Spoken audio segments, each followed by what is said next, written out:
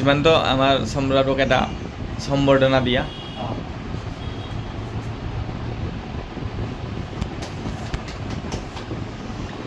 সম্ৰাট দুই আখৰ কোৱা এতিয়া সমৰ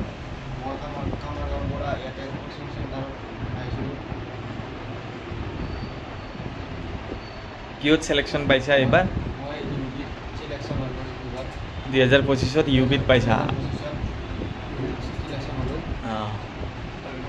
আৰু ইয়াতে ক্লাছ কৰি হেল্প পাইছা না নাই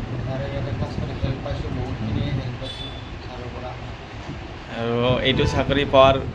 পিছফালে তোমাৰ হেল্প কৰা মানুহবিলাক কোন কোন আছিলে ঘৰৰ পৰা মা দেউতা শুন এতিয়া জইনিং কৰিবা না নাই না আৰু বেলেগ ভাবি আছা যে নহয় বেলেগ এক্সাম দিম আৰু বেলেগত যাম এইটোতে দিবা ওকে